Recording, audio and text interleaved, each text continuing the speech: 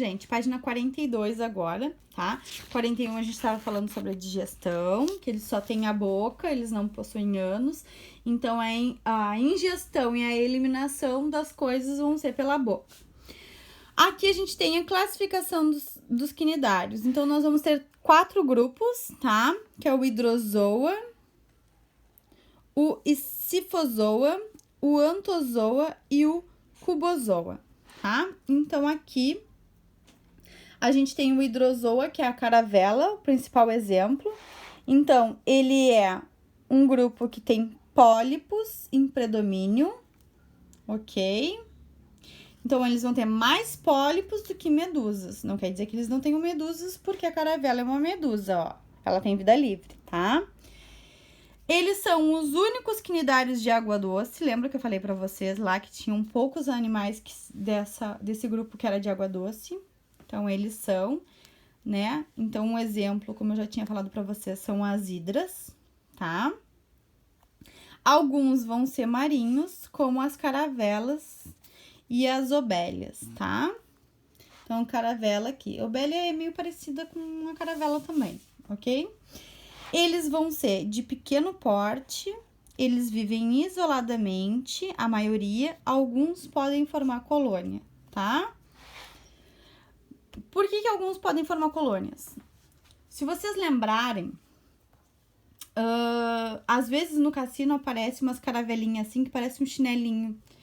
E como elas são pequenininhas, elas estão sempre em grupos. Aí aparece um monte desses chinelinhos que eu chamo, né? Dessas caravelinhas. Como elas são pequenas, quando elas vivem em colônia, elas têm uma proteção maior, tá? Porque elas conseguem juntas se proteger, ok? Depois a gente tem o Scyphozoa. Ó, e aí aqui eu mostro uma água viva bem bonita pra gente. Então, a gente tem a maioria, a forma delas é de medusa, tá? Que são chamadas de água viva, aquelas que a gente tá acostumado a ver. Os pólipos, ó, em seu ciclo de vida, os pólipos são reduzidos, tá? Então, eles podem ter, num determinado período de vida, o formato de pólipo, tá? Depois a gente vai ver direitinho na parte de reprodução, mas eles podem estar em pólipo numa parte da vida e depois se transformar em medusa, tá? A organização corporal das medusas apresentam a mesogleia gelatinosa. Então, essa parte aqui da umbrella é a parte onde tem a mesogleia, que é aquela parte gelatinosa, ó. Ocorrem isoladamente ou em grandes grupos, são sendo levadas pelas correntezas marinhas, tá? Então, elas não têm, elas nadam, mas elas não são umas exímias nadadoras. Então, geralmente, a corrente marinha carrega elas para os ambientes, ok? Depois, nós temos aqui o Anthozoa, que é o grupo das anêmonas do mar. Olha que linda a anemona do mar, gente, tá? Então, ela é uma classe mais numerosa de espécies de quinidários, tá? Porque elas vão ter as anêmonas do mar e os corais, tá? Aqui, ó, muito importante, as medusas não existem nesta classe, então a gente só tem os pólipos nesse grupo, tá? Então, a gente só tem no Anterozoa os animais que são fixos, que são sésseis, ok? E depois a gente tem o Cubozoa, que olha só o tamanhico do indivíduo, estão vendo? Aqui, ó, dentro. Esse é o indivíduo que faz parte do Cubozoa. Então, ele recebe esse nome pelo formato, que a umbrella é em formato de cubo, ok?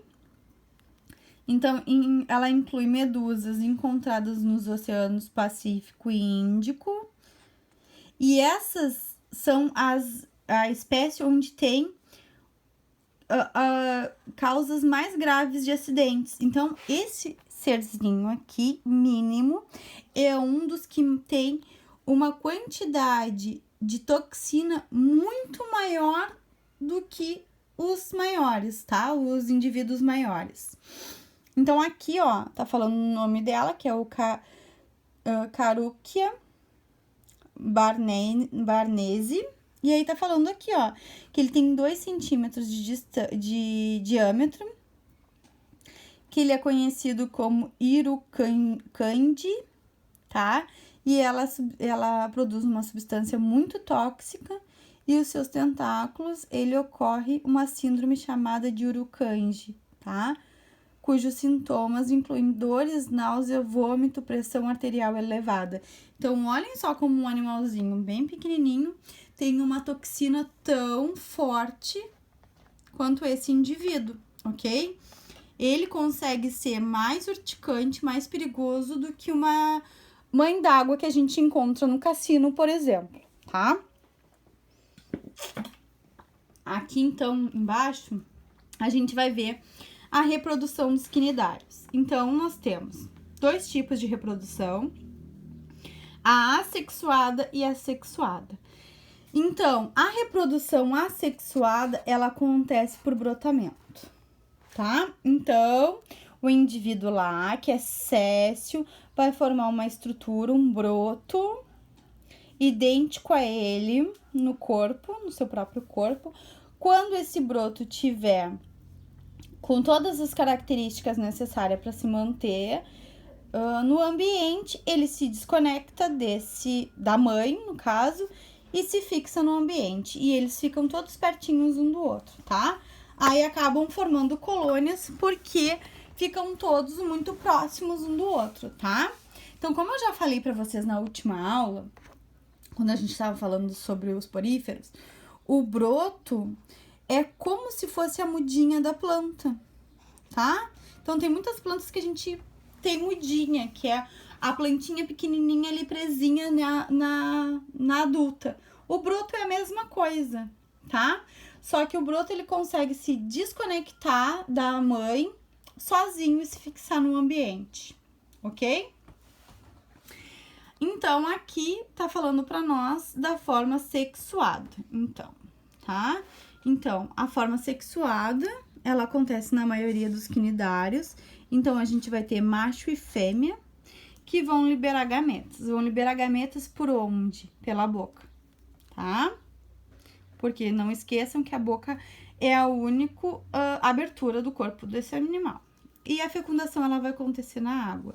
Então, a fêmea vai liberar o óvulo, o macho vai liberar os espermatozoides e eles vão se encontrar na água, tá? No ambiente. Então, aqui, ó. No entanto, em algumas espécies, a fecundação também pode ocorrer no interior da cavidade. Então, a maioria vai acontecer no ambiente, mas a gente vai ter alguns que vão acontecer na cavidade gastrovascular, tá? Que é lá naquela cavidade onde tem toda a parte da digestão. Nesse caso, quando tem a fecundação interna, o zigoto transforma-se em um embrião e se desenvolve em uma larva ciliada, ó, denominada plânula, tá? Então, uma larva que vai ter cílios e vai ter vida livre e vai conseguir se movimentar pelo ambiente, tá? Se o quinidário for um pólipo, após a fixação do substrato, essa fase larval se transforma em pólipo, ok?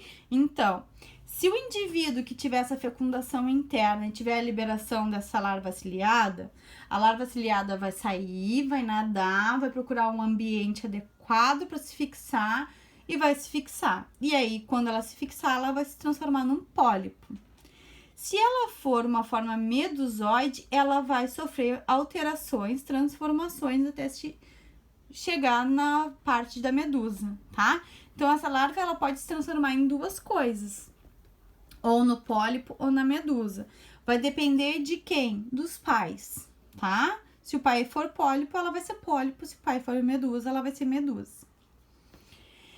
Em grande parte das hidras, os machos liberam gametas masculinos, mas os ovos permanecem aderidos ao corpo da fêmea por meio de uma secreção viscosa. Após a fecundação, o ovo é envolvido por uma camada resistente, destaca-se e inicia a fixação ao substrato, tá? Então, aqui tá falando que o óvulo tá lá fixo no corpo da fêmea e ele só se desprende do corpo da fêmea depois que aconteceu toda a fecundação e a formação do embrião, tá? Quando acontece isso, que o ovo tá fixo e ele só se desprende quando vira um embrião e aí, quando ele vai para o ambiente, ele já se fixa no substrato, a gente não vai ter a fase larval, tá?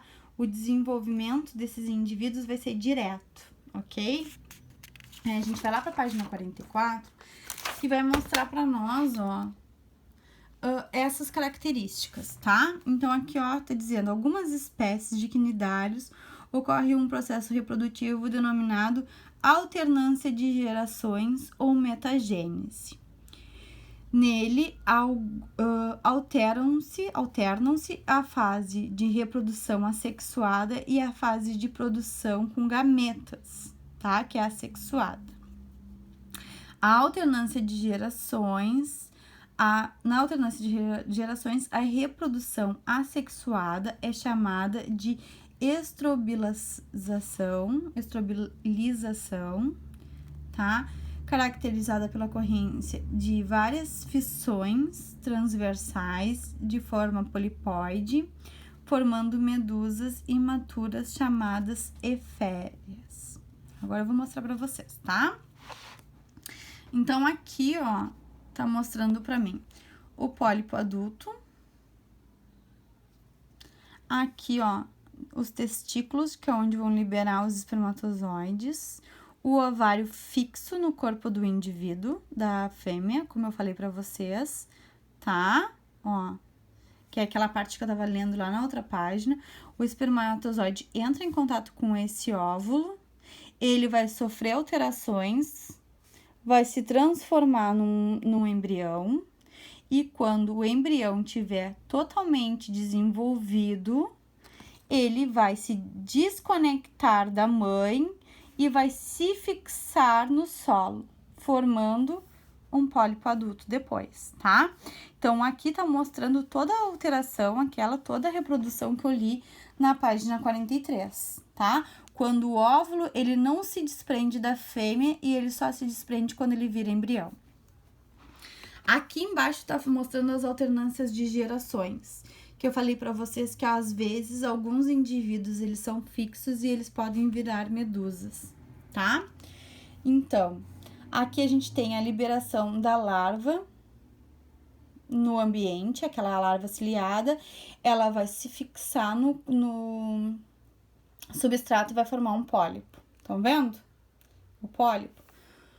Aqui, ó, o pólipo tá sofrendo estrobilização, que é olha aqui, a parte assexuada da reprodução. É quando ele tá se reproduzindo sozinho. Estão vendo que ele tá formando camadas? Essas camadas, o que acontece? São as eféreas. Olha aqui. Estão vendo? Que são as medusas inaturas. São as medusas imaturas, né? São os filhotes. Quando elas estão ficando mais adultas, mais antigas, elas conseguem se desprender desse pólipo e virar uma medusa de vida livre, tá? Então, aqui a gente tem uma alternância de geração. Por quê? Porque aqui a gente tem uma reprodução assexuada, tá? Que faz fissão binária, que vai fazer mitoses e vão formar indivíduos, tá? Os indivíduos, quando estiverem prontos para sair, vão ser liberados e vão se transformar nas medusas, tá? Aqui nas medusas, eles vão ter reprodução sexuada. Olha ali, ó. Estão vendo? Aqui na reprodução sexuada, a gente tem a liberação da larva, que vai se fixar e vai formar de novo toda a parte de pólipo e depois a liberação das medusas de novo, tá, gente? Pessoal, então é isso. Se vocês ficarem com dúvida de alguma coisa, vocês me perguntem, mandem mensagem lá pro Atividades IAD, ok? Então, vocês vão fazer o livro de atividades.